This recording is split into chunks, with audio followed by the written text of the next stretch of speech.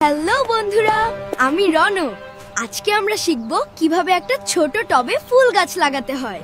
খুব মজা হবে। গাছ লাগানোর জন্য আমাদের লাগবে একটা টব, অনেক নরম মাটি, আর এই দেখো সুন্দর লাল ফুলের বীজ, আর হ্যাঁ, একটু জল।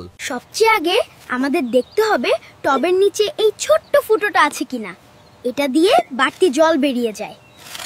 এখন আমরা টবটা মাটি দিয়ে ভরে ফেলবো।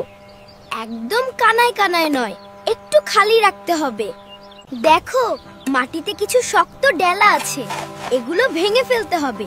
এখন আমরা বীজগুলো লাগাবো খুব সাবধানে। মাটির ঠিক মাঝখানে একটা ছোট্ট গর্ত করে বীজগুলো ঘুম পাড়িয়ে দিতে হবে।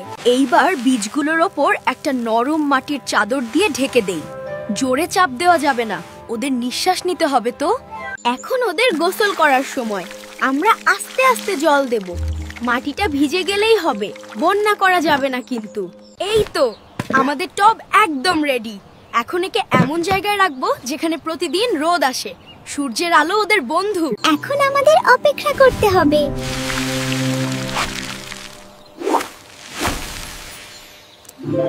দেখো, আমাদের গাছটা কত বড় হয়েছে। প্রতিদিন একটু একটু করে বড় হচ্ছে।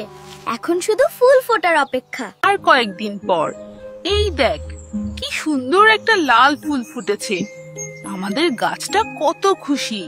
ওয়াও, কি মিষ্টি গন্ধ। আমরা পেরেছি। তোমরাও কিন্তু বাসায় চেষ্টা করবে। আজকের মতো টাটা।